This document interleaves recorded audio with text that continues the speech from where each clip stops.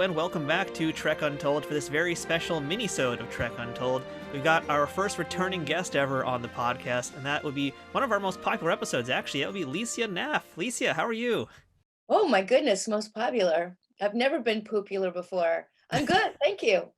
Hell, yeah, it's good to have you back. I mean, yeah, just so folks who are not familiar with the show or might be new to the show, we interviewed Lycia way back in like episode 20 or 20, somewhere in the 20s, and we had an amazing chat. You were so amazing. You were so like honest and open and candid about everything, and people loved it. And they loved hearing your stories. They loved hearing your journey. And I got a lot of folks also who just said they were so inspired hearing what you went through and kind of just hearing that and Oh having yeah, similar things go on in their life. They felt very inspired by it. So, it was an amazing chat. And yeah, again, I want to thank you so much for giving me all that time in the first of place. course. Matthew, of course. For you, anything. Oh, you, Lycia. Oh, But but yeah, we're here today because you are back in Star Trek. OMG. I know. Lower decks. Yeah, They've so you were. animated me and made my nose more Caucasian, which is good. For Ensign Sonya Gomez, I'm now a captain and I have my own ship called Yeah, the that's amazing. Archimedes. I know. You were back now at Lower Deck season 2 finale, first contact.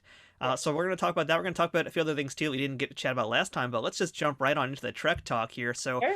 you have not been in really in acting in a long time. You basically retired from that, as we mentioned in our first podcast interview. Yep. So I guess the first thing is tell us the process about how they got you hooked back in again. Oh God, it was easy. They just threw a bunch of money at me and I was like, hello. I live in Los Angeles near the beach and it's super expensive. So, any little bits of money coming my way. I know that sounds so superficial, but I mean, part of being the multiverse, the Star Trek universe is just an honor.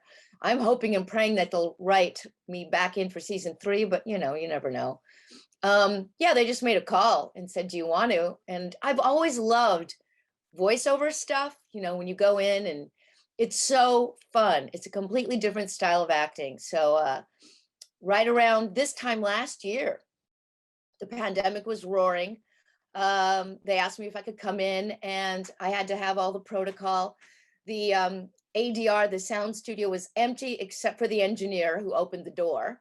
And he was double masked and I was masked and I was, put into one of those rooms where you loop and you have your microphone and everything.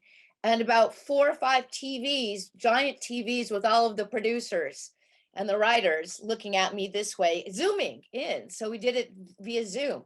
And they gave me direction and I had a script. And then after I did everything, then they animated my character. So I wasn't sure if I was animated prior, but I wasn't. They do the voice first and then they animate you.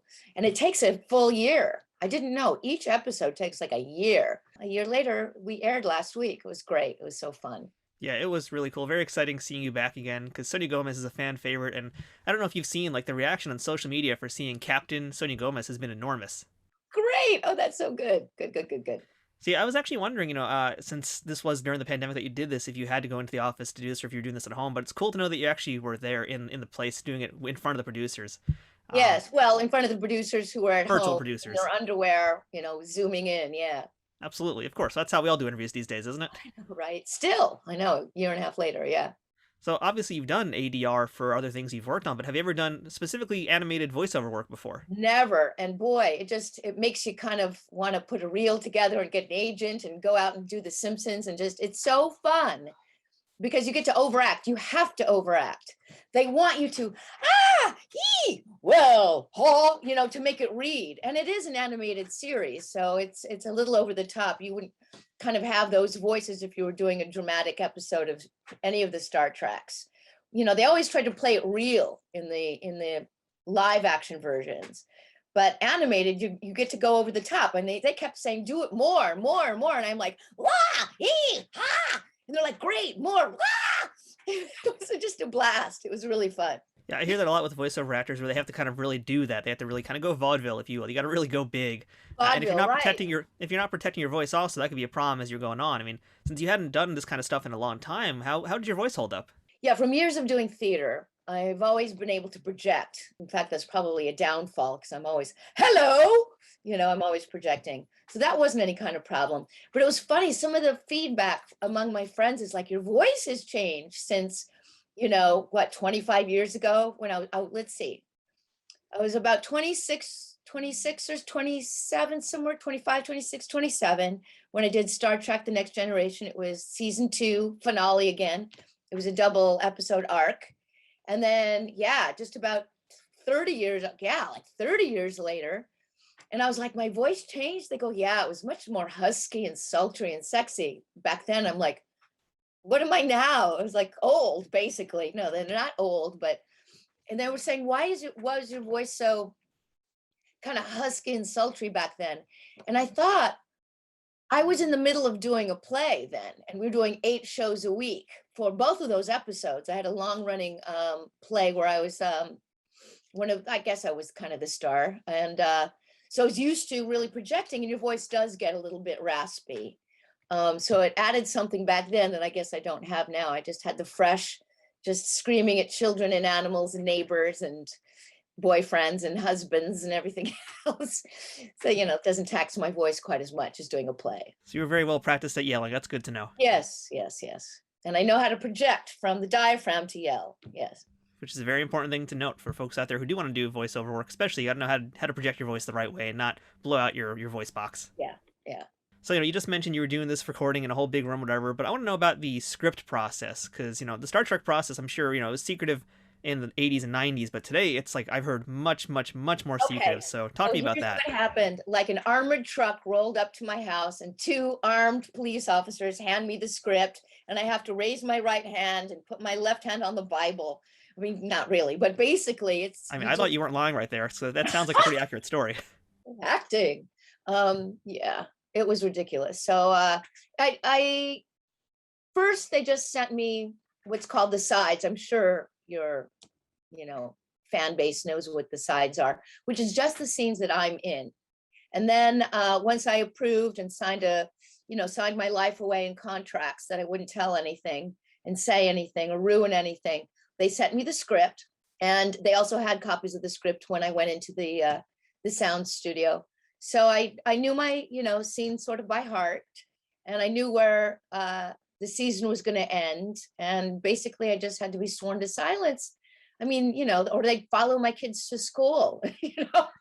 I mean, honestly, none of this sounds, again, like a lie. That sounds pretty accurate to what I've heard from folks on the new shows. So yeah, I'm not even going to question it beyond that. Let's try not to get anybody assassinated today. Yeah. But let's talk about the episode itself now. I mean, what was it like reading those lines and just having to do the techno babble again? I imagine you didn't miss the techno babble.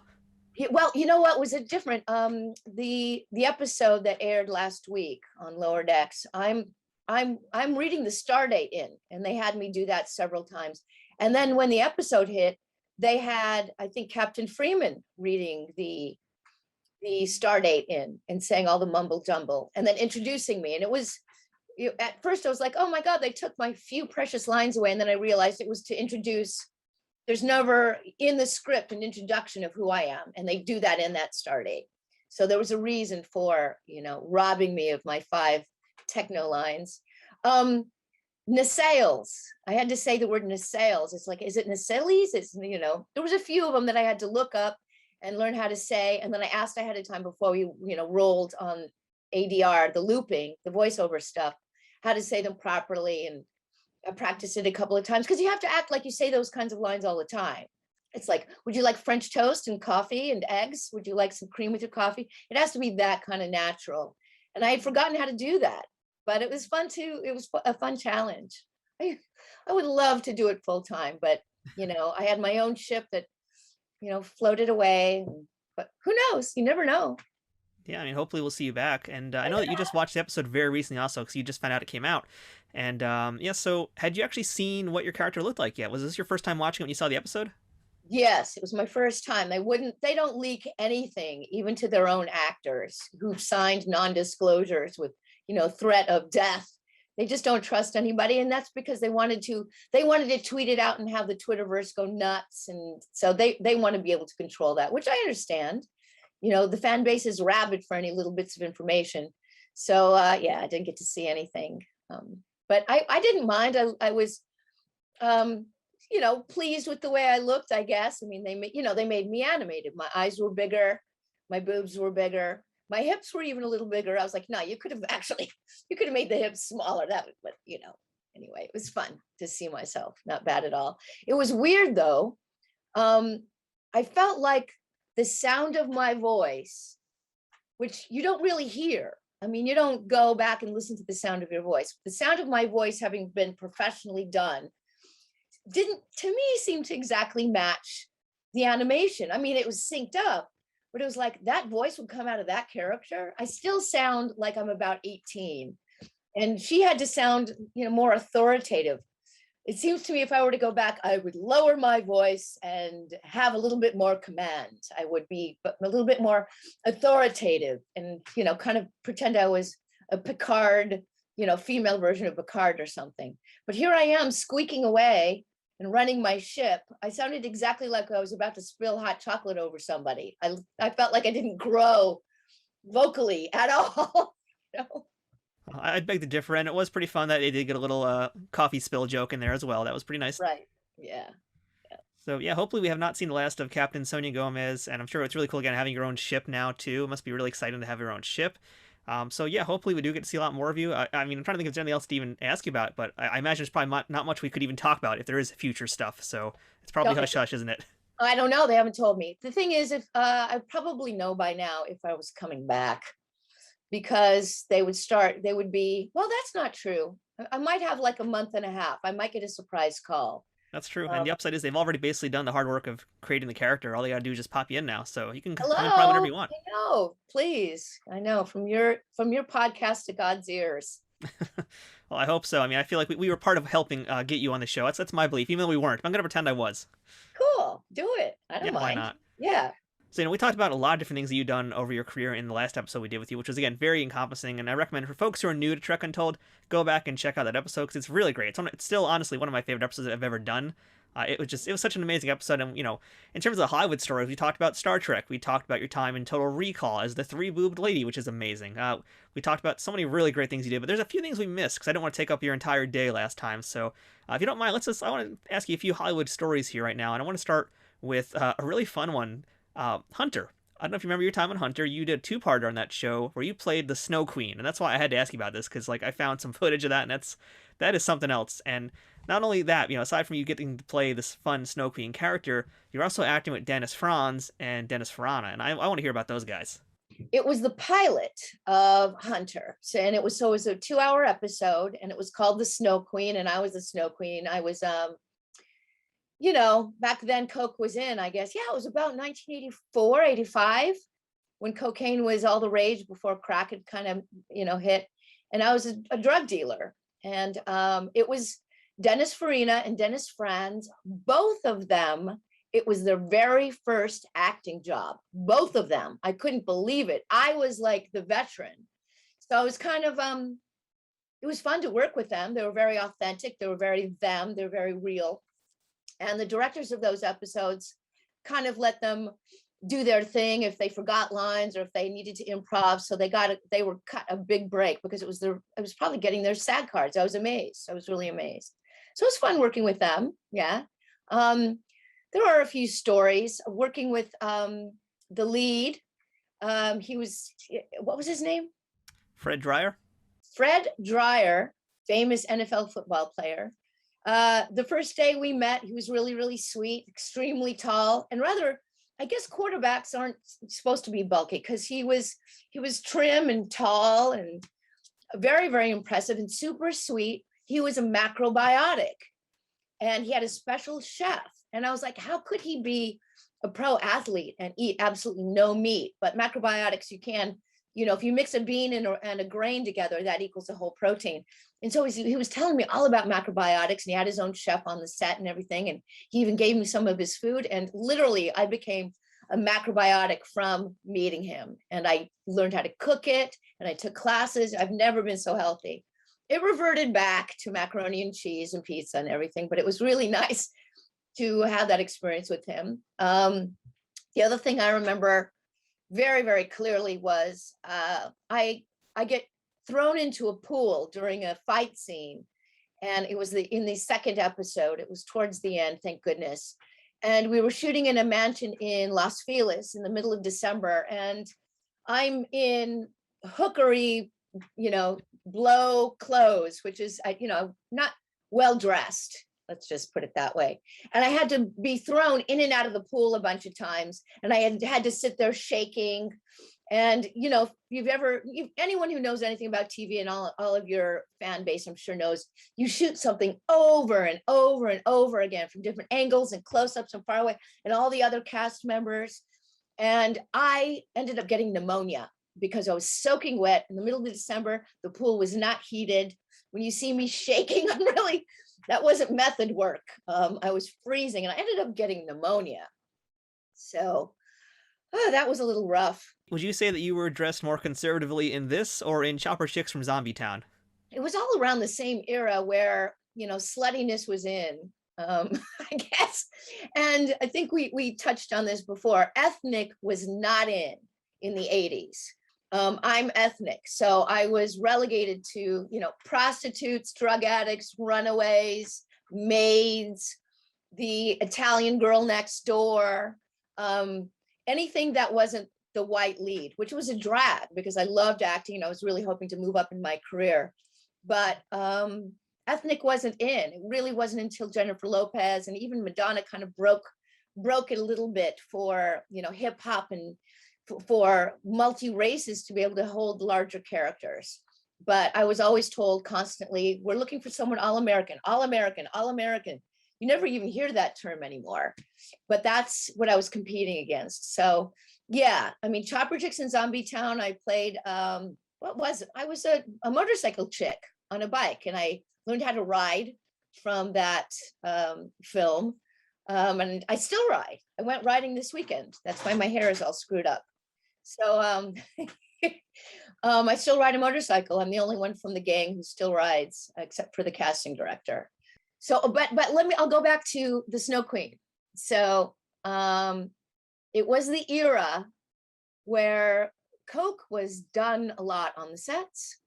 It was, I'm not saying it was done openly, like you're not on the set, but if you're in the bathroom or during a break in your dressing room. And so during that time, I was playing someone who was on coke. And to be quite honest, there was a little bit in my system as well. We won't tell anybody, it's fine. I think the statute of limitations has ended on that one. Yeah, it was 30 years ago, so it was a long time ago. But and then one night, I think it was probably a Sunday night, I was at a party where they were doing tequila shots. And so again, this is like the mid 80s, and I was young, everybody was kind of partying. And I thought, oh, that worm is supposed to give you hallucinogenic. So I asked if I could swallow the worm, and I did. Oh God, I swallowed the worm. I couldn't get to sleep that night. My call was 5 a.m. So I think I got to sleep maybe at 3, maybe. And so that whole next day, I don't know if I was hungover or if it was the worm, but I was in a little bit of a, and I was told over and over again, you're such a good actor. You're such a good actor. You're really playing the part of someone on drugs. And I'm like, yeah, it's just, I studied hard and, but I actually was a little bit stoned. So those were the days. You don't get away with those things anymore at all these days. The entire culture has changed. It's really, really, really different. You have to, you have to do drug tests, and you have to get a physical, and that's all before they'll even let you step on a set. So everything is very, very conservative and cleaned up. Even a hint of any kind of addiction, it's just not tolerated. And back in the 80s, oh my gosh. And all before then, it was completely tolerated, if not encouraged. As long as it didn't slow down production, you could do whatever you want. So. Well, remember, kids, winners don't do drugs. And Trek Untold, legal disclaimer here, we do not support or condone the use of illegal drugs and substances. Hold on a second. Hey. You can see that, young lady. I'm kidding. And I feel bad now because, we're talking about some of the earlier roles that you had where you were playing those terrible hooker roles. And guess what I'm going to ask you about next? You playing Dixie the hooker from Lethal Weapon. We didn't talk about that last time? I don't think we did. I think we touched on it a little bit briefly, but we didn't really get to go too in depth on it, I feel like. No, so. It was literally like the 20th hooker I played. So I got really good at playing hookers.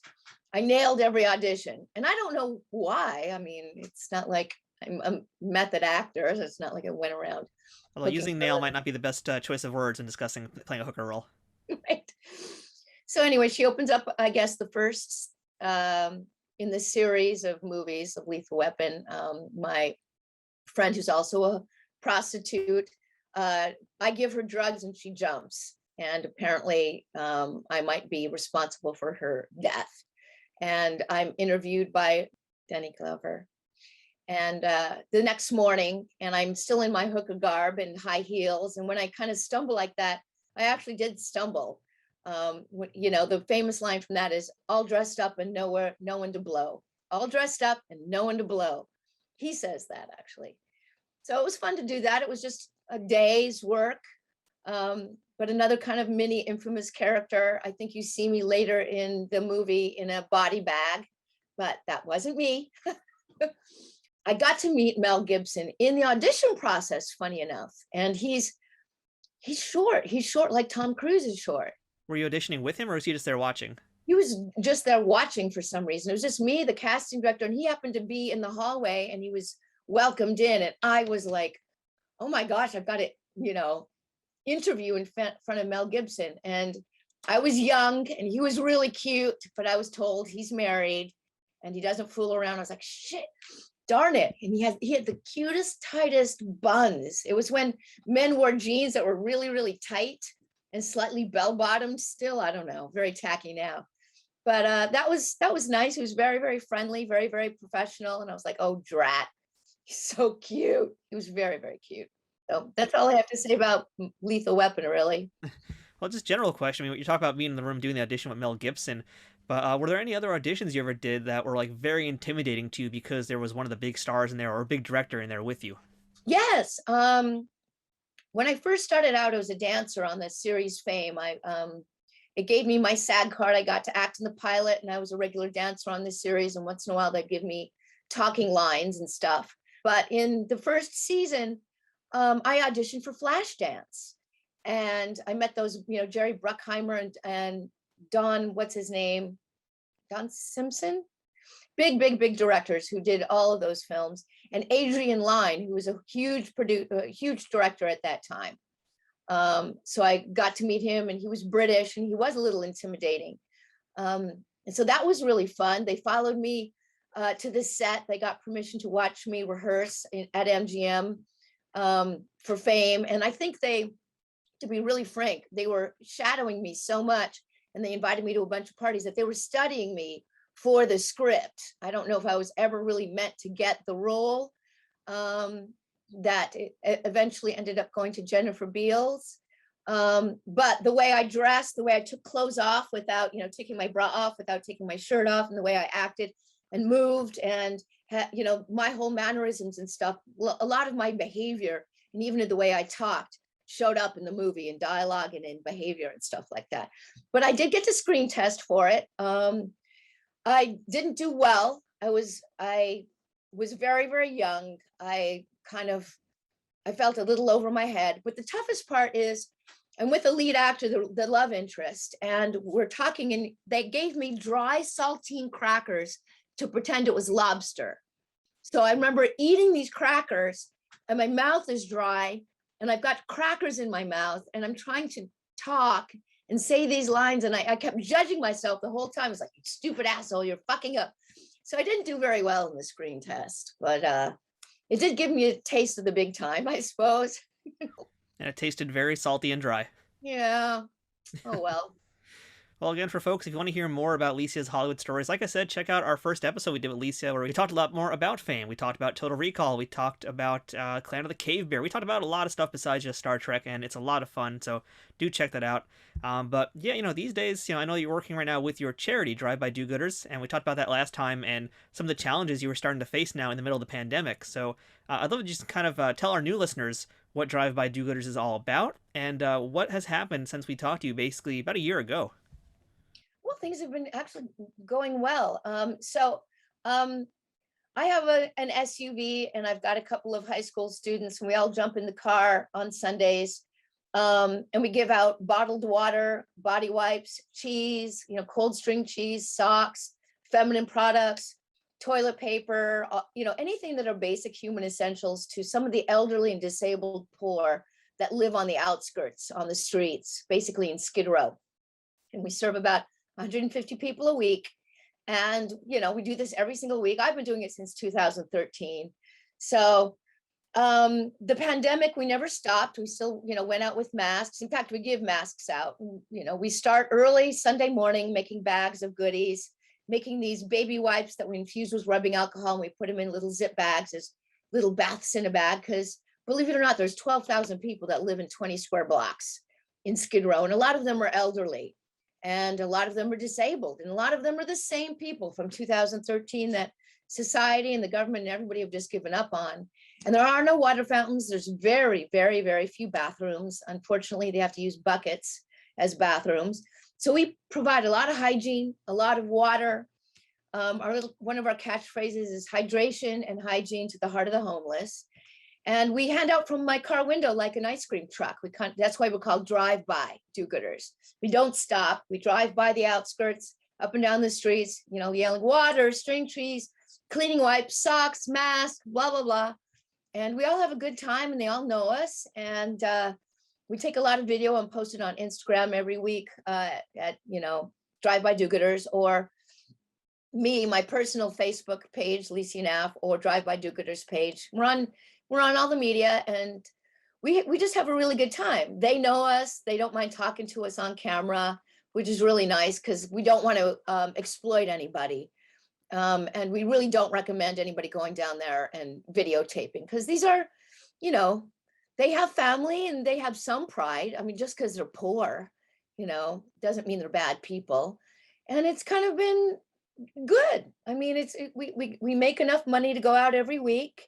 And, we really haven't expanded too much, but that's okay. It's kind of a local hands-on grassroots kind of thing where, I bring kids in the car where they get to really experience hand-to-hand giving. And it's a real dopamine hit, it's a real instant reward of helping and feeling how good that feels to help, and it breaks the stigma of, oh my God, homeless, poor people. Let's, pretend they don't exist, look the other way, or why don't they get a job, or all those things. It really isn't like that. They're somebody's uncle, somebody's grandparent, somebody's father, brother, mother, sister. My brother used to be homeless for years and years and years. He's not anymore. He's got 7 years of sobriety and has a great full-time job and is doing very well. But for decades, he was a meth head. So homelessness and drug addiction and alcoholism touch everybody's family. And so we're kind of trying to break that wall of exclusion, like us and them, really just based on economics and addiction. They're people just like us. So, we really enjoy doing that every week. It's very rewarding. It sounds like it, and it is very important to, as you said, break that stigma, because especially right now during the pandemic, especially this is a community, a section of people that are really being ignored wholly by a lot of local governments as well. They're not really getting the masks and the protection that they need to keep themselves safe, keep themselves hygienic during this very, very dangerous time right now that we live in. So, how much has the pandemic affected what you guys are doing, and how has it changed the community as a whole? Well, it was really interesting. So we basically go down to Skid Row, but we don't kind of go to the clusterfuck, the middle, where it's super crowded. We go to the outskirts where it's harder for some of the elderly and disabled folks to get services. And we noticed about 2, 3, 4 months into the pandemic that, I don't know why it took so long, that the government realized the pandemic isn't going to end too soon. And they actually put in some portable potties, some bathrooms, and some sanitation stations where you could wash your hands with soap and paper towels. And it was like, why for the decades have they never had that there before? I mean, it's then towards the end of the pandemic, when we thought it was going to end back in January, they took them all out again. I guess because Los Angeles doesn't want to service them and it's expensive. And that's something that the homeless folk really complained to us about, is like, we had, washing stations and then they took them out. And I was like, what the fudge? There's one bank of bathrooms that look similar to bathrooms at a beach located at one park. And that's it for 12,000 people. And the line is around the block to use them. And that's all they've got. I mean, it's really kind of shitty. So, we can't solve the homeless problem, unfortunately, not even close. So we're just more like triage. We're just temporary help.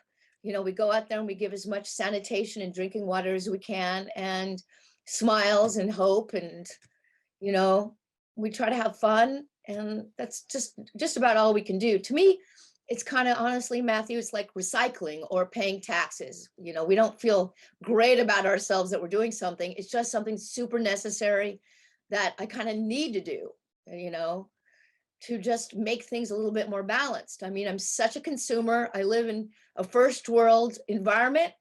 I've got hot water, I've got heat, air conditioning, blankets, a roof over my head. And then if I go literally 7.5 miles east, it's third world conditions. It's as bad as any photos you're ever going to see from Ethiopia or from Afghanistan. And it's right around the corner, right here in downtown LA. And every city in the States probably has something similar.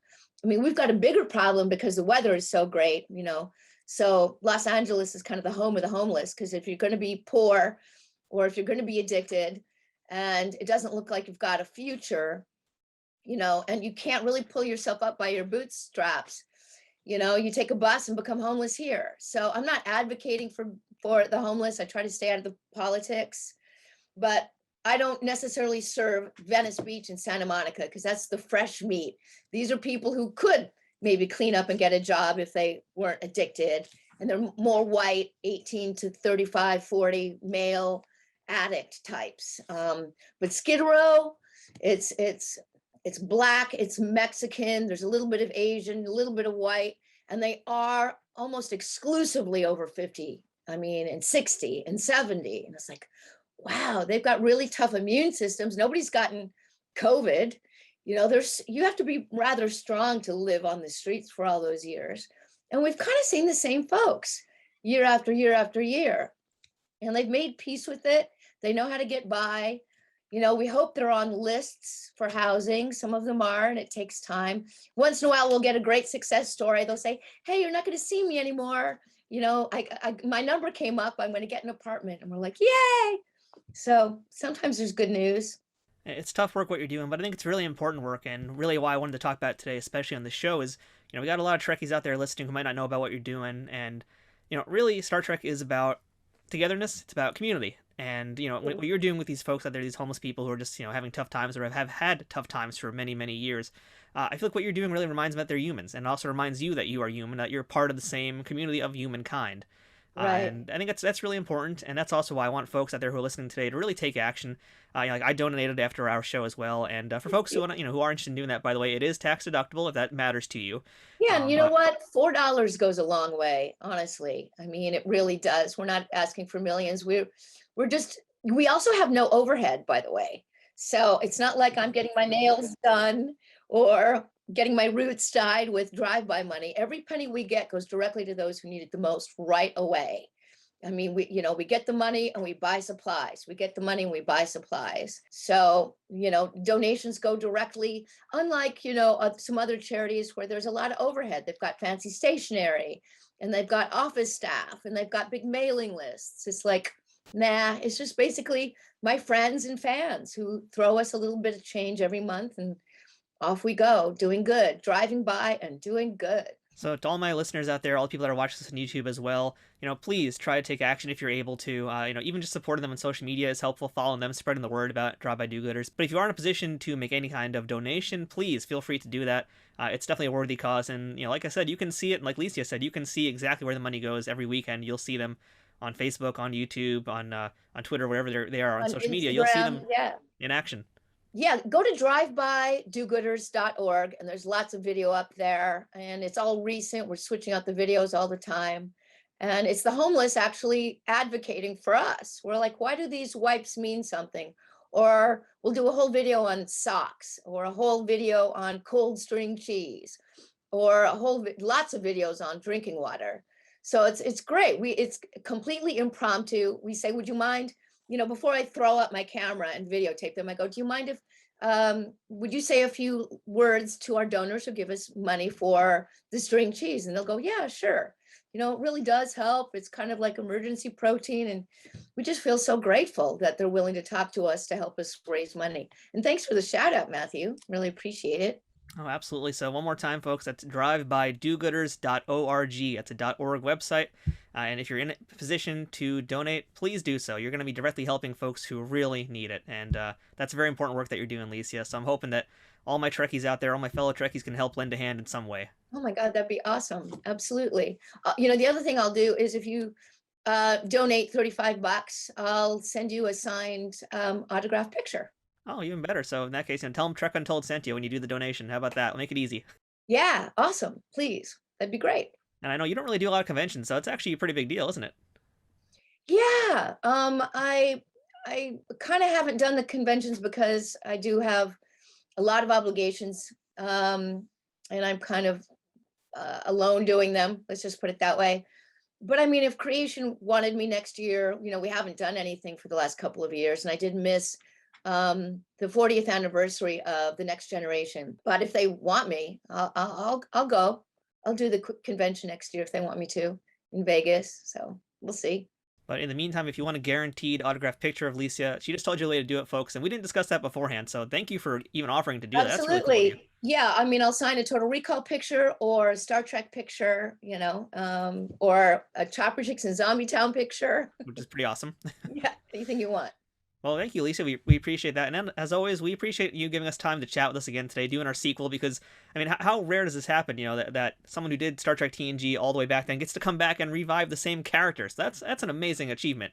I know. It was great. It was really cool. And with a smaller nose and bigger boobs. I mean, they upgraded me. Living the dream, right? Living the dream as a captain of my own ship. So again, Lycia, thank you very much, folks. Check out drivebydogooders.org. And like I said, don't miss out on this opportunity to not only help some people, but you can get a really awesome autographed picture, too, from someone who doesn't really do these cons that much. So take Lycia up on that offer. I'm going to be doing that right now, in fact, once we finish recording this. So, Lycia, again, thank you so much. Appreciate it. And I hope we get to see you again in Lower Deck Season 3, 4, 5. Let's see. With me, we'll do it again. Bye. Live long and prosper. Woohoo! Trek Untold is sponsored by TrekSphere.com, promoting fan-produced Star Trek content in all forms, is powered by the RageWorks podcasting network, and is affiliated with Nerd News Today.